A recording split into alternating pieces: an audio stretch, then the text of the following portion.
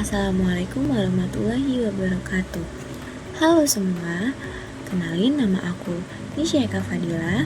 Aku mahasiswa Universitas Lampung dari program studi Pendidikan Kimia dengan nomor NPM 2313023055. Selamat datang di video pembelajaran kelas 10. Nah, pada video kali ini kita akan mempelajari materi tentang larutan elektrolit dan non-elektrolit. Jadi, sebelum kita masuk ke materi larutan elektrolit dan non-elektrolit, pernah nggak sih kalian mengalami motor yang tiba-tiba tidak bisa menyala? Walaupun tombol starter ditekan berulang kali, motor tetap saja diam. Ketika dibawa ke bengkel, mekanik berkata, air akinya habis, jadi arus listriknya tidak bisa jalan. Tapi apakah kalian pernah bertanya, apa sih hubungan air aki dengan arus listrik? Mengapa sebuah cairan bisa menentukan hidup atau matinya motor?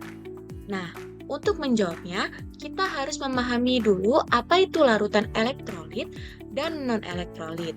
Jadi, sekarang kita akan mengungkapkan rahasia di balik kemampuan suatu larutan untuk menghantarkan listrik.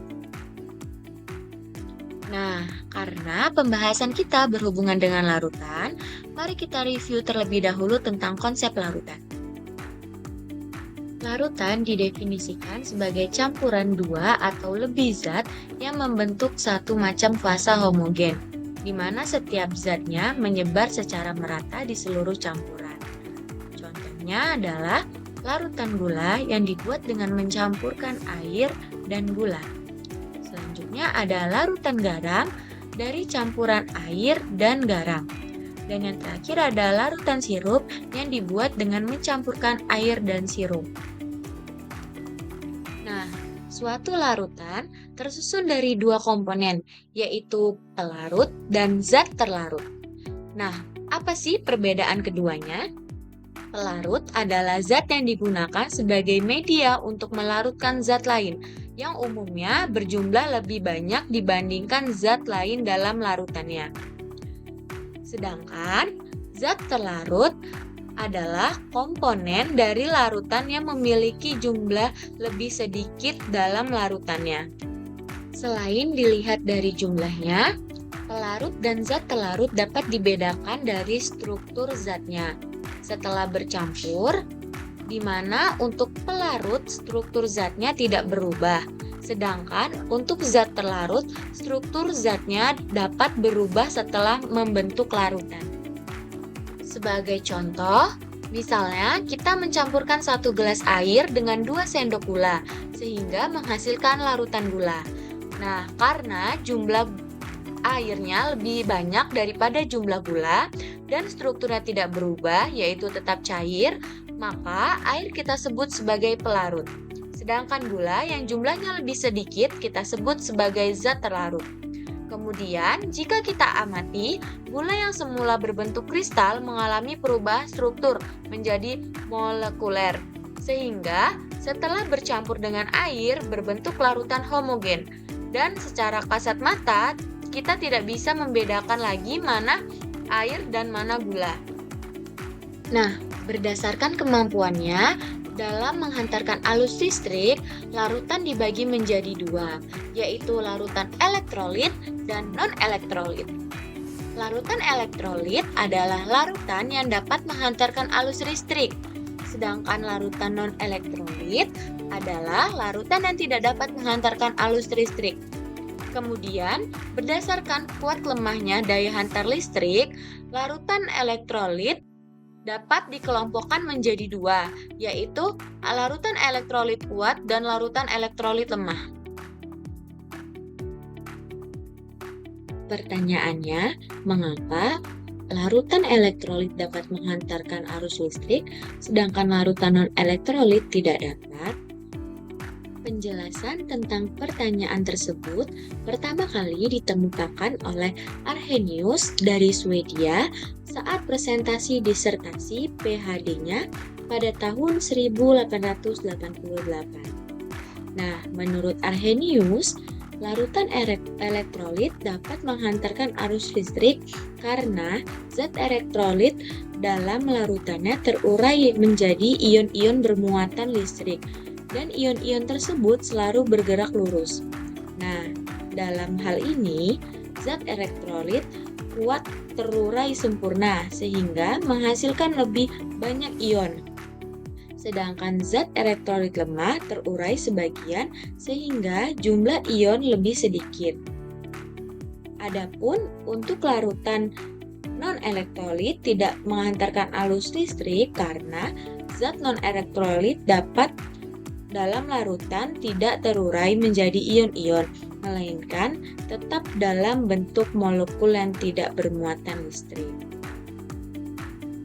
Kemampuan suatu zat untuk terion dalam larutannya dinyatakan dengan derajat ionisasi, dengan dilambangkan dengan alfa. Untuk zat elektrolit kuat, derajat ionisasinya adalah 1. Untuk elektrolit lemah, derajat ionisasinya kurang dari 1, tetapi lebih dari 0. Nah, untuk zat non-elektrolit, derajat ionisasinya adalah 0. Selanjutnya, mari kita perhatikan ilustrasi gambar perbedaan larutan garam NaCl, larutan cuka CH3COOH, dan larutan gula C6H12O6 berikut ini. Garam NaCl merupakan zat elektrolit kuat sehingga dalam larutannya akan terion sempurna dengan reaksi NaCl terion Na positif plus Cl-. Sebagai ilustrasi, jika kita memasukkan 5 partikel NaCl ke dalam air, maka seluruhnya akan terion menghasilkan 5 ion Na dan 5 ion Cl-. Sehingga di dalam larutannya terdapat 10 ion yang dapat bergerak bebas dan menghantarkan arus listrik. Kemudian, untuk larutan cuka atau CH3COOH merupakan contoh larutan elektrolit lemah yang terionisasi sebagian dalam larutannya dengan reaksi CH3COOH terionisasi CH3COO- dan H positif. Untuk zat elektrolit lemah ini reaksinya adalah reaksi dua arah, di mana CH3COO- dan H positif yang dihasilkan dapat membentuk CH3COOH kembali. Sehingga tanda panah yang digunakan adalah panah dua arah seperti ini.